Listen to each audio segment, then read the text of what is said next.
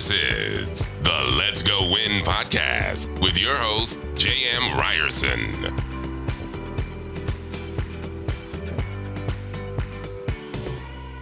Hey, what's happening, you guys? Welcome back to the Let's Go Win podcast. I'm excited because I truly have a professional in this world that we have on today. Erik Cabral left corporate America after 20 plus years. He jumped headfirst into real estate investing in order to achieve financial freedom. Educating himself, building networks, and analyzing hundreds of deals, he purchased his first multifamily building in less than 1 year. He's a partner in the Renault Winery and Resort, founder of On Air Brands, and offers a private capital to his network of investors for various projects and looks for opportunities to expand and grow his network. Brother, you have a lot going on, man. How you doing? I'm good, man. I'm so happy to be able to share this time with you. Thanks for having me, Jam. Truly, it's my pleasure to have you on, man. And again, it's always fun to have somebody that this is something you're an expert at, and that is podcasting. You do this. But before we get to that, man, talk to me about leaving corporate America and what was the catalyst? What made you say, you know what, man, I'm just done. I want to do my own thing. How did that come about? Yeah, it was a series of things, right? And to sort of line up with I know you and your brand and your mission and what you do, a lot of it had to do with, and I didn't know and understand at the time, Jam, my mindset. Like I was stuck.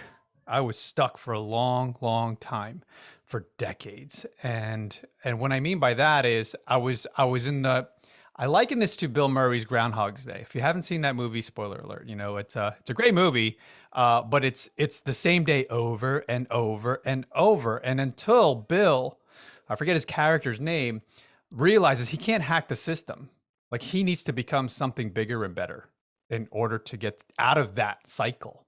And that was me, bro. Like I was in corporate America doing the same thing. And trust me, I appreciated every single, okay, that's a lie. I didn't appreciate every single day. But reflecting back, I learned so much, you know, on their dime. You know, I got my MBA out of corporate, you know, thank you for that. I learned how to run businesses now and teams and inspire people and figured out what my strength was. But at the time, bro, it was like every day, what am I doing? I'm doing the same thing over and over and over. I'm looking forward to lunch. When am I going to lunch? You know, and then like having conversations with the same people over and over and over about the same things, the weather, what was on television that day, what are we all binging on, you know? And it was just, life's purpose was very blurry for me at that point. You know, we had our first kid, and I was like, man, I'm fat. I'm not happy. I wake up late. I go to sleep late. And I don't feel like this is where I should be. So I was fortunate enough, bro. They were like, you know, I was managing the team. So I was at the top of the food chain at the time. And they said, you're going to have to lay off your team. I'm like, but I just built it from 5 to 25. We went from $500,000 to 2.8 million in a year. How can you be laying this thing off? Like, it's bigger than you. It's bigger than this whole department. It's bigger than everything. You know, they're a global company. And they were like, we're going to outsource this to Ireland. We're going to outsource this to India. We're going to outsource everything you're doing, which was creative. You know, creative agency, in-house creative agency doing, marketing materials for internal brands. It was a blessing though, Jam, because then I was like, should I go get a job? Got some job offers, turned them down and said, I think I'm going to try something new. I don't know what it is, but it might be real estate investing. So yeah, that's how it all happened. Wow, brother. I mean, I guess they helped you, nudge you along a little bit by letting go. It wasn't you being let go, but it kind of made you realize like, I'm pretty replaceable at this point, and it's not necessarily filling my bucket. Why real estate investing, brother? What was it about, you know, you just saying, you know what, this is what I'm going to do? Because it's a great decision at the time. If I'm doing the math correctly, it's a pretty good idea, but why, how did you choose that? So I'll call it the universe, and then I'll throw in the reality of it. Shortly after, I was searching. You know, I was Googling what were the best options to build wealth, and we were already stock investors, and you know, relative success and losses and wins and failures there. but I didn't know it. So I was wondering if I should learn how to do it more, how to be better at it, you know. And the second, uh, you know, search inquiry was real estate investing would pop up. And I think that at some point through one of my feeds, say it's Facebook, I saw a book offer. I said, hey, buy this book, listen to this book. And it was Rich Dad, Poor Dad by Robert Kiyosaki. So I bought it. I read it. Actually, I listened to it during the commute, you know, where I was going to be laid off. And I was literally, JM, punching the steering wheel out of anger, frustration, but most of all, inspiration. Because like, no more. My mindset has shifted. I have upgraded my operating system thanks to Robert Kiyosaki, and I am not going back. And I don't know if it's real estate investing or what, but I'm going to become a business owner. I'm going to run my own thing. I've got the chops now. I've got the confidence. I've got the experience. I'm ready to do this. And that was really the catalyst. And so let me go back to what was the universe at the time. It was the Facebook algorithms. It was all the back end, which I, you know, when I started getting heavier into marketing, realizing they were watching my feed and watching what I was searching and saw that like, hey, this guy's interested in real estate. And then they sent me the book, and then they sent me ads to go to a seminar, a free seminar, which ended up being a 5-figure investment into real estate investing and education. So yeah, it's interesting how the world works and how really you leverage. Right? It's up to you, like going to the gym. Yes, they gave me the tools and they made a ton of money from me, but I took action in order to make it all work. It is interesting with the algorithms, like you're saying, because I do believe in the universe. Look, you put something out there, it shows up. Yeah. Now we have things that are actually very strategic about making this happen. So Rich Dad, Poor Dad, and I see behind you the Miracle Morning, and it looks like you're a reader. Is this all a part of your mindset? And it's a very loaded question because I am a big reader. I love to read. However, I'm fascinated by what makes people really tick and why that mindset shift. I mean, clearly you are rolling with so many different things you have going on, but you felt stuck and it wasn't all that long ago. So how have you been able to continue this action and tell me that process? It's work, JM. Truly creating better habits, you know, rituals, starting the day off by not hitting the snooze button. That's a challenge every single day. That's a hurdle I jump over every single day because 20 plus years of hitting the snooze button, hitting the snooze button, hitting the snooze button. But people have to understand, and I'm speaking to myself as well as your audience here, is that's the first win of the day. Don't hit the snooze button because the second you pop up like Wile E. Coyote and slide off that bed into your work clothes, going right to the shower, doing whatever it is, you've won. You've won the day already. So right there's your mindset. That seed has been planted. I won the day. I'm up, I'm early, and nothing stopped me. And then, of course, there's all the little things, all the little ones, the little wins, making the bed, doing all these things that set you up for success in the day. So then eventually, and like you referenced, you know, Miracle Morning, you know, my brother Hal, and all these other people that are in my life, I'm fortunate to have, is that they set the blueprint, right? The success leaves clues. We know that. So why don't we follow what people who are successful have already established over decades, hundreds of years? They figured it out.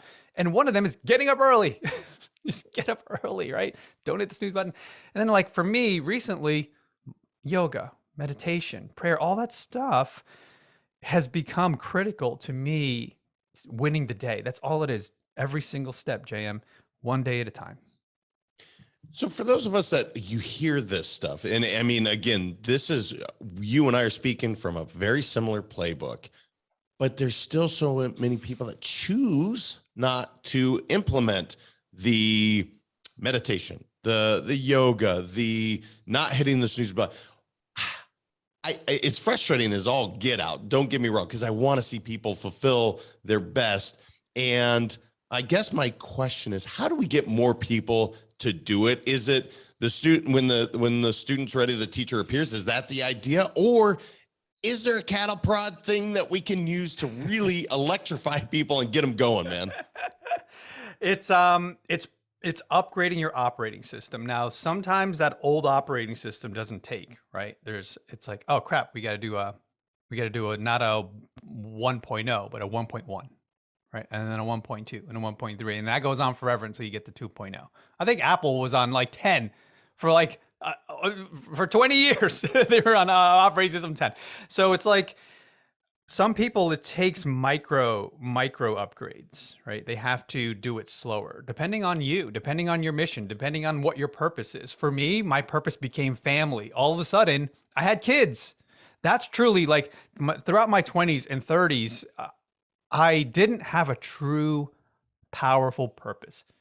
And then when I had children, I was like, wait a minute.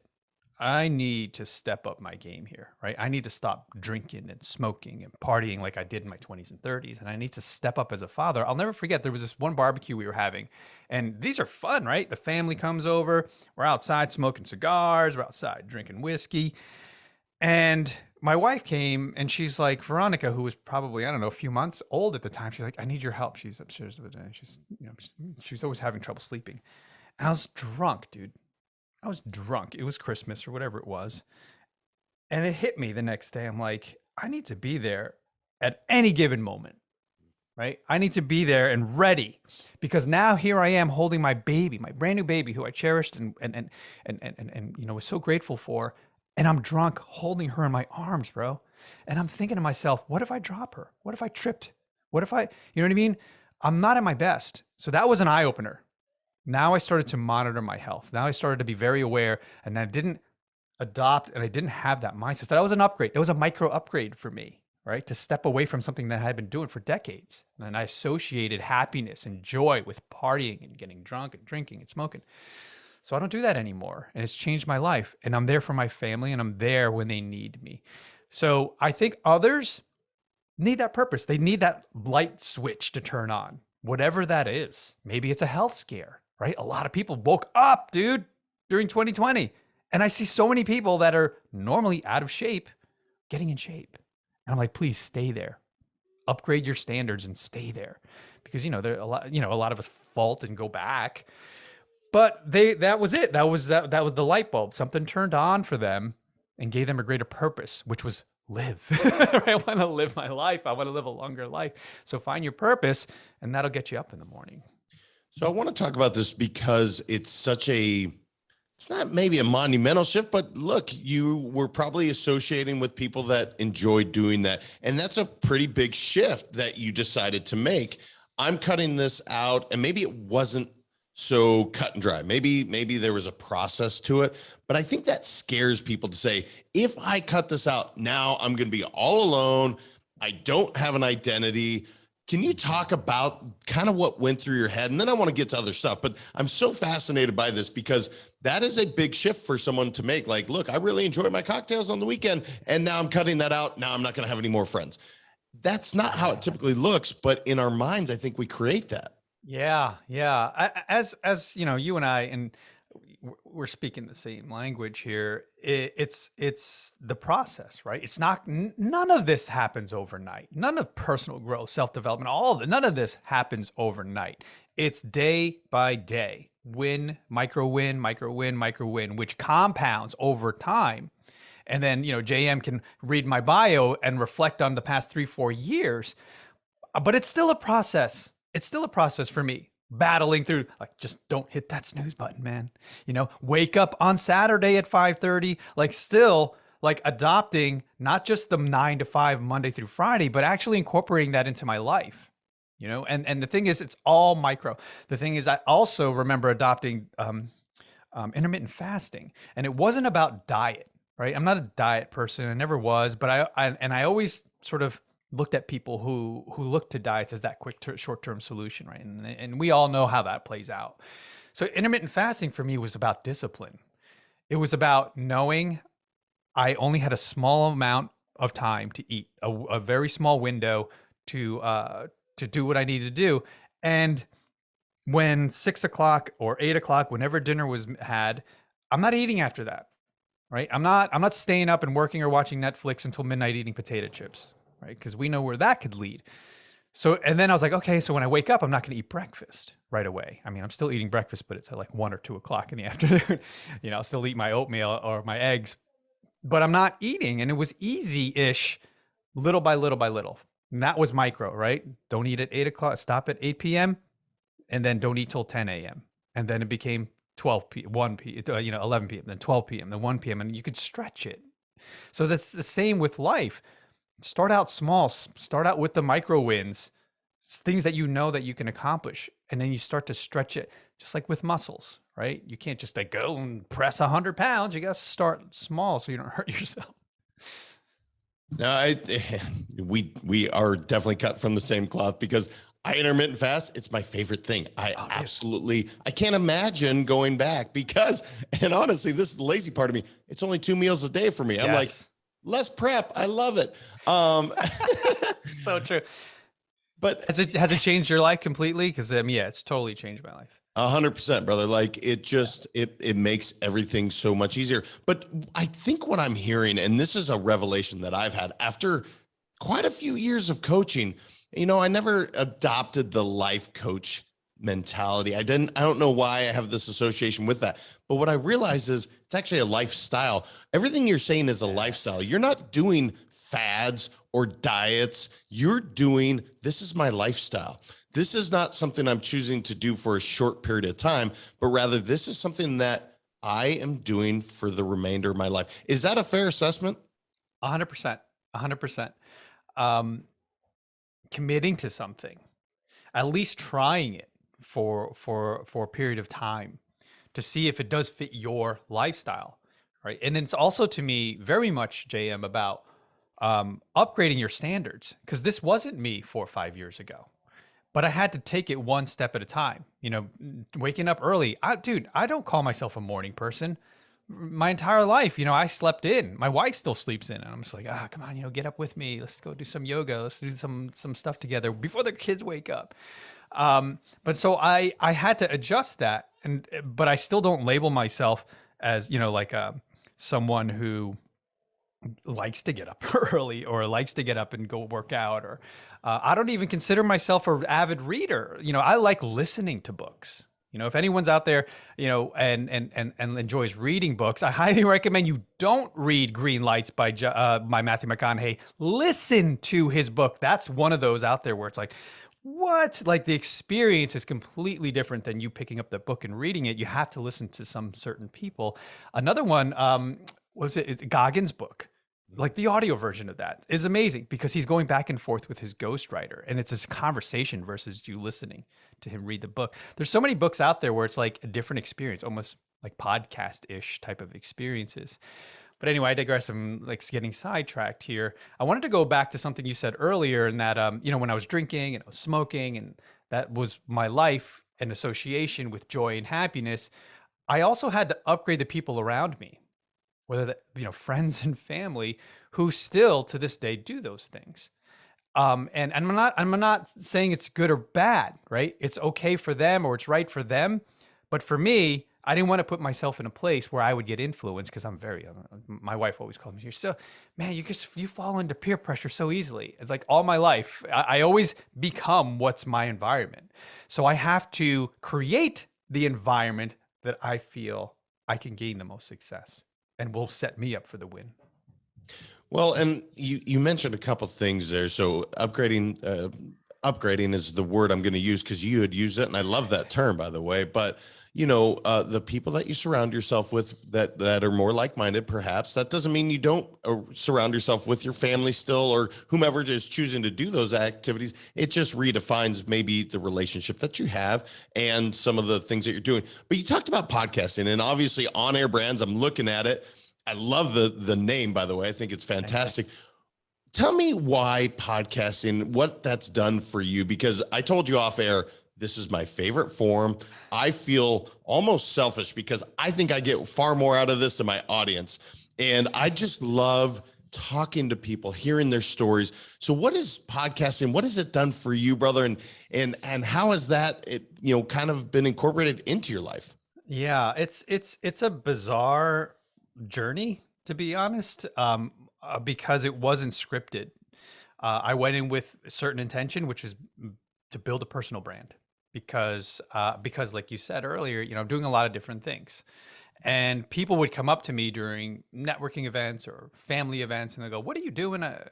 You're doing real estate, or you're doing creative, or you doing what do you do?" And I'm like saying the same things over and over and over, and I realized, why don't I create a place where I could just say, "Hey, go to this and listen or read whatever it was, and you'll see everything I'm doing." And that was the podcast. It was really a solution for me to get my word and my message out there to the people who are asking what I do and what I'm about. But then over time, I started to realize, as I slowly and now fully ingrained in the abundance type of mindset, and where because I came from scarcity mindset, I started to understand the power of it because there were so many ways to give. Because I would meet someone that I'm super interested in, inspired me at an event or a networking event or whatever it was, and I'm like, "Hey, would you like to continue that? I'd love to continue this conversation on my podcast." That's a give, right? Then all of a sudden they're saying, "Oh my goodness, really? What an honor." And then because it truly is, me speaking on your stage, JM, is a blessing. And I thank you. And I appreciate our time together.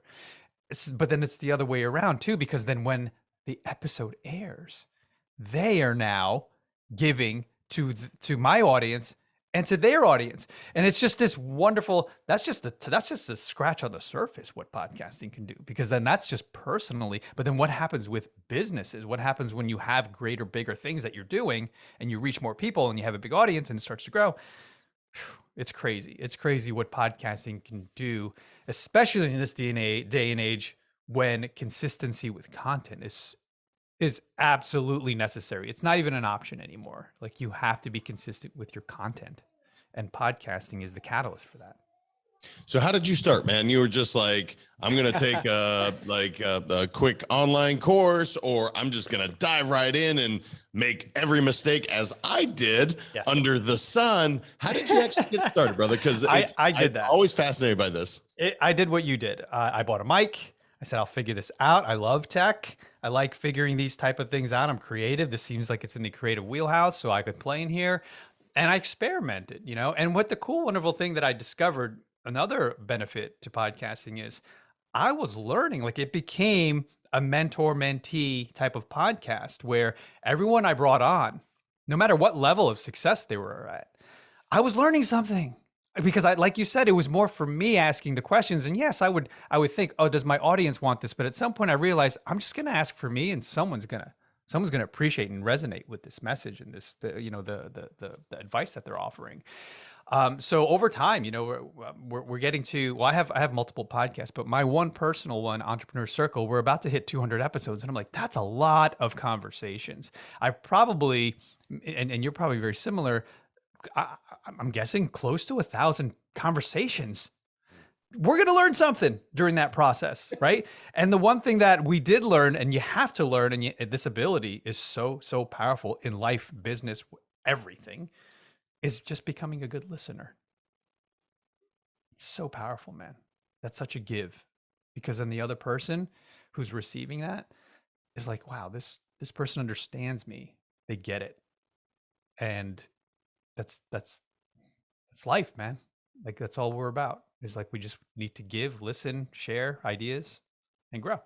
Well, it's so true. Whether it's in sales, it's in a relationship, that one skill, I mean, you just hit a serious gold nugget. Like, if we can just learn to listen, make sure the other person feels heard, even if you didn't really hear it, but they feel heard. So it's remarkable, what comes from that. You mentioned building a personal brand. I want to ask, because I think that is obviously a very hot topic in today's day and age.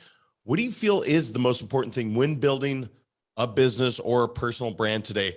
What should people be looking to do so that they're truly being authentic, it's being received well? What are some of the real tricks to the trade? If it's a trick, I don't know if that's the right terminology, but what are some of the tangible things that people should be doing? So, man, you're opening up Pandora's box here. So let's make sure this isn't a two-parter, and I'll try to keep it short. So personal branding, there isn't a lot out there. So I'm currently writing a book about it. how to build a personal brand and how it benefits your business. I wish I could share the name, but I don't want other people grabbing it right now. It's okay. But here's the cool thing. Because I'm in the process of writing it, JM, I can share, like a preview of some of the things that I pulled, the nuggets out that I pulled that can help people. So you can build a personal brand literally by just going out there and posting your content and sharing your ideas and sharing what it is you do. Like a personal brand could be anything from, let's say, before it was called personal brands, Oprah Winfrey, Tony Robbins, Martha Stewart, Emerald. Those folks had personal brands because you didn't think about what is the name of their business. If anybody out there can think about what's the name of Tony Robbins' actual business, you can't. You know the person and you associate that person with whatever they're doing, which is their business. But lately, and I think this all stemmed and flourished from social media marketing, people started to just talk, right? Whether they were interesting or not, or had value to offer or not, they were talking. And they became influencers, or they became someone that people enjoyed watching and they were entertaining. But that built a personal brand in this day and age. And people started to recognize you for something, whether it's dancing or singing or business or real estate. So I started to notice what it was doing for me by putting myself out there and offering value through my content and my lessons learned. And I found that is the best avenue for personal branding versus there's a whole movement, right? Especially in TikTok and the younger folks. And I'm not, crapping on anyone here, but what I want to say is if you're going to build a personal brand, for me, it's about the value that you're bringing to someone else's life or business and the things that you've experienced, not what you've read and not what someone told you, but what you actually experienced. And the lessons that you learned through that, and you share that, and you can say, hey, this is what happened to me. It may not happen to you, but I'm just putting it out there so you can learn from my mistakes so you don't have to trip and fall on your face. That's one thing. The second thing is, if you want to create a personal brand that is truly, and this is an overused word, but it's true. If you want to have authentic and genuine conversations and offer that information out there, people can tell. People can already, they sense it. They're like, JM is for real. This person is for real. I can feel it, the vibrations through the airwaves. For me, it was about creating my core values personally. Like, what am I about? What is my DNA? What are my pillars? What holds me accountable? What makes me get up every day? All these things, these exercises, I distilled it down to one thing, and I did it for me, and then I did it for my business recently. And that is, and if I could share it here with you, JM, and then I'll shut up. You can go on with, reflecting back what I said. But it is now making the world better, one mic at a time. And that is my mission in life. And at first, my why was my children and my family. And that always is, always, right? If anything happened to them, everything goes away. But the thing is, when I realized that, I literally was flooded with emotion and tears and like, wow, this is it. This is it. Because that is the mission. That is how we impact and make change and give people the power to share what it is they do, right? Through podcasting, through, introductions. I love introducing people to other people and say, hey, I know someone that's a part of a speaker bureau or owns a speaker bureau. I know someone at Vayner Speakers. You want to get on stage. You want to speak at events. You want to do this. And I speak at events and I MC events. And it's not just the microphone through podcasting. It's the microphone metaphor of that one tool that amplifies your voice and your message to get to the masses. Because if you truly are someone that has a genuine need and purpose in life to help others, I want to help you. I want to help you to do that. Well, brother, I love that we got to this question because you could see you just come through the screen or certainly through the airwaves where I was like, man, you're passionate about this, changing the world one mic at a time. I believe is how you said that. I think it's awesome. I have a question though, and this may seem so elementary, but is it going to be Erik Cabral or is it going to be On Air Brands? Because we're talking personal brands and every marketing firm is like JM, it has to be JM. And I have just fought this. It's like, no, it's Let's Go Win. And to your point earlier, you said Oprah, Tony Robbins, Emerald, and you're talking, and I hear it, but man, help me understand. And everyone, is it Erik Cabral or is it On Air Brands? Can you build them simultaneously? What's it going to look like, brother?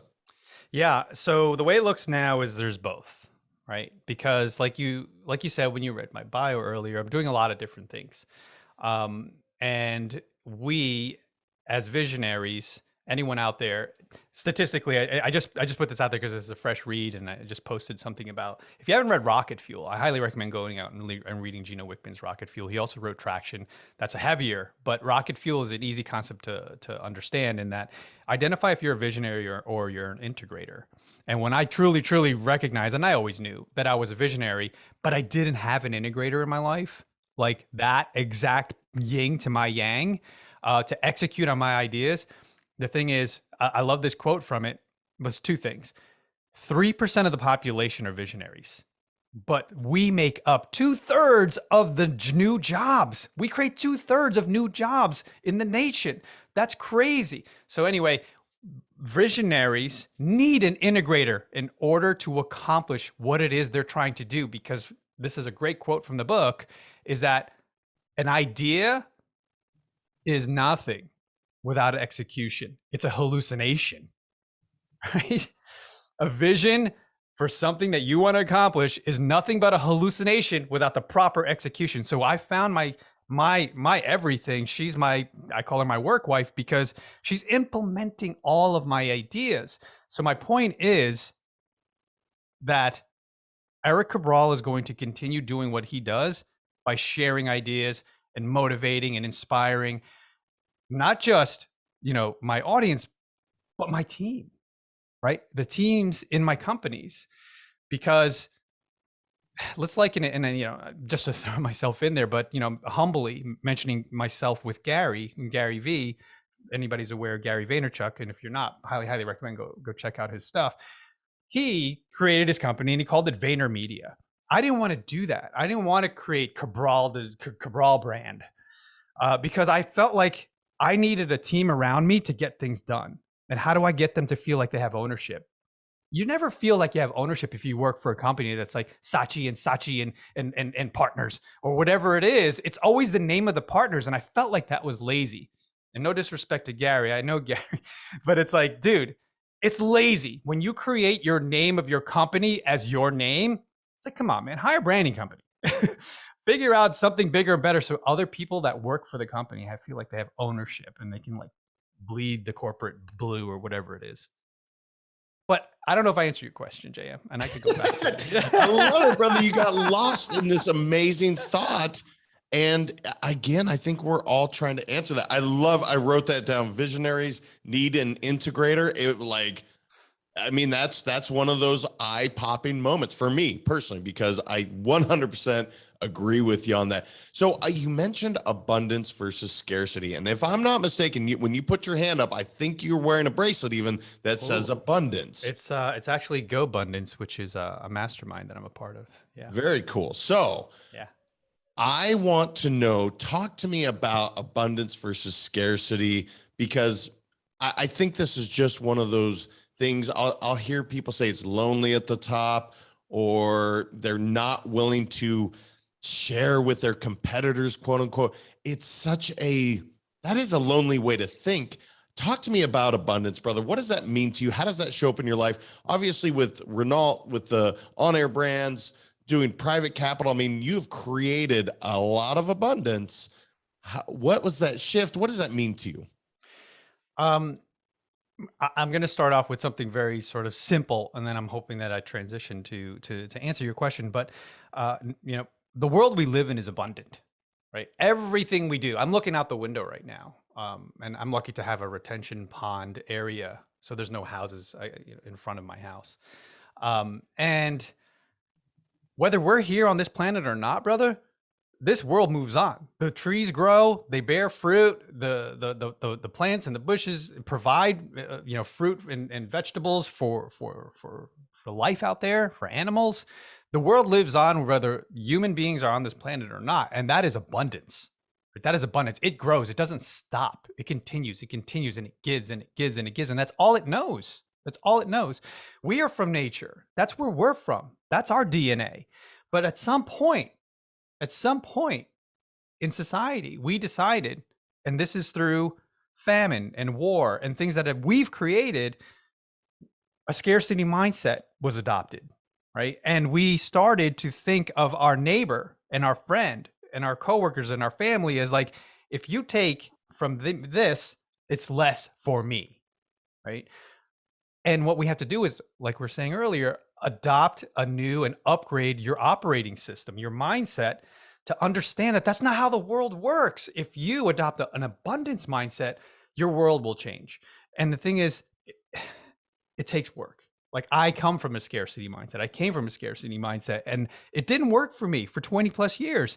Now that I've shifted and I've adopted, this is not taking away from me. And if I give and I give and I give, it will come back. The Go-Giver is a great, great book.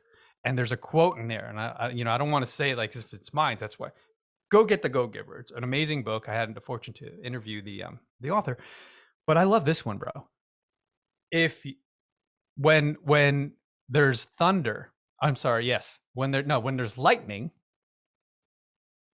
you trust a few seconds will go by and there's going to be thunder. And that is giving value. That is giving something in your life to someone, is you bring the lightning, and eventually the value comes back to you through this thunder. It comes back over time and you don't even realize it, but all you're doing is pouring into something, and then it's going to overflow.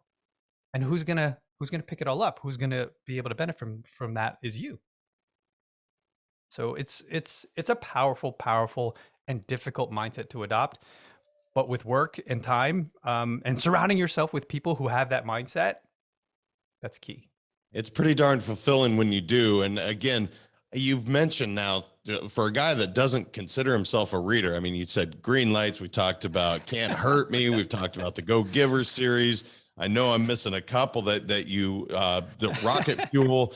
I mean, brother, these are obviously some impactful things that in your life, they've changed your life. Do you have, just because I love to ask people that read, do you have the top 3 books for you that really changed and profoundly impacted who you are today?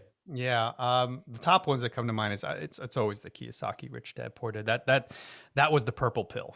Right. That was Morpheus giving me not a red or a blue, but the purple pill to go down the rabbit hole and change my life. Recently, I read this book called The Untethered Soul by Michael A. Singer. Dude, that came to me at the right point in my life because I was struggling in one of my businesses. And it's the voice. He talks about that voice in your head, that chatter, that doubting voice that's always like, what do you think you're doing? Are you crazy? And we all deal with that every single day. And this book gave me, in the very first 2 or 3 chapters, gave me permission to say, shut the heck up. And to me, I thought that was the voice of God. I thought that was the voice of the universe. But you have to filter it. You have to create the ability to be able to filter what works for you and what doesn't, and just tell it to shut up from time to time. But it's more than that. It's way more than that. But that's what it did for me. Michael A. Singer's, I think that was 2 books. Yeah, the Go-Giver's great series. The One Thing, if you haven't read that one, that's powerful, because as entrepreneurs who are mostly visionaries, we suffer from the shiny object syndrome. And the one thing helps me from time to time when I remember, like, okay, what is the one thing that I need to focus on right now that will make everything, I forget the quote. I had it, but anyway, you know what I mean. Yeah, Keller nailed that book, man. It is really, really well done. And so obviously he's built an incredible company. I've learned so much recently. So I off air, I have so many questions because we run in the same circle. Or we're starting. Do you know Jeff Woods? I don't know Jeff. I just had Mike McCarthy on the podcast. Oh, great. Yeah. So it was like Mike's part of the Go Abundance. Yeah. There you go. Yeah. Well, he's one of the founders, actually. Yeah, isn't that funny? I wanted to ask you though, brother, I want to give you this moment to say, maybe I didn't know enough to ask you this question. This is just your free roll, whatever you want to talk about, man. What should I have asked that I just didn't know enough to ask that you're like, I got to share this with the audience before we start to wrap up? I mean, we already talked about it, podcasting is such a powerful platform. And I don't like to use the word podcasting because it's so much more than that. It really, truly is. It's really about if you understand and you have the confidence in what you're doing in life and your life's purpose and your mission to help others, and you just need to reach more people. There's no better way. There's no better format. There's no better platform to create the awareness for what it is you do. Because how can someone shake your hand and trust you by the time they meet you very quickly, other than podcasting? Because if you continue putting your stuff out there for years and years and years, episode after episode, week after week, people are going to listen. They're going to find it. And they can't do business with you if they don't find you and they don't know you exist. So podcast is a great way to hold you accountable because it's a weekly thing. You have to do it, right? That's the cadence of podcasting, and that's the commitment. But I highly recommend looking into it. Like JM and I, we started on our own. Popsicle sticks and Band-Aids. We slapped it together. And eventually I outsourced it and created a company to do it for me. First, the company was really to do my podcast. And then eventually it became dozens of, but it's really cool. You don't know what it's going to do for you, but I will tell you this, it's going to be a huge win because you're going to learn from it and potentially create lifelong friendships and relationships as a result. In terms of networking, guys, I cannot stress this enough. This forum, this idea, this whatever we call podcasting, it is truly unique. And whether you start one or just get involved, obviously, I'm talking to listeners, share this stuff, man, because Erik's On Air Brands, check him out with everything. Which, speaking of, how could they connect with you, brother? What's the best place to say, I like Erik, he's awesome, I want to connect with this guy? How can they do that online? Yeah, you could go to our website, see what we're about, onairbrands.com, or you can email me directly, Erik, ERIK, at onairbrands.com. Tell me you heard me on JM's podcast, and happy to set up some time to chat and just listen to your ideas. Awesome. Well, brother, I appreciate your time. You brought so much knowledge and nuggets, and I could literally talk to you for a bunch longer, but here, man, I appreciate you being here and taking the time. Yeah, I appreciate your show. You're doing it right, man. Let's Go Win podcast. Such a good show. Happy to have you on my show as well, bro, because I like your message. I like your mission, and just happy to share with your audience. Thanks. I appreciate it. You guys, I hope you enjoyed Erik as much as I did. I mean, go check him out. I have questions after. I'm going to take advantage of it. So I hope you do the same and reach out to him, man. He gave you his email. Utilize it. Talk to this guy. He is changing the world one mic at a time. And until next time, you guys remember, your mindset matters. We'll talk to you next week. Thank you so much for listening. If this content is delivering value to you, please make sure to subscribe, rate, and review us. That helps us build this community, and that is what we are all about. Building this community as big as we can, helping as many people as we can, and deliver as much value as possible. Be sure to head over to letsgowinpodcast.com for information on my coaching courses, and make sure to follow us on Facebook, Instagram, and LinkedIn at Let's Go Win 365. Let's go win and transcend in life. This is the Let's Go Win podcast with your host, J.M. Ryerson.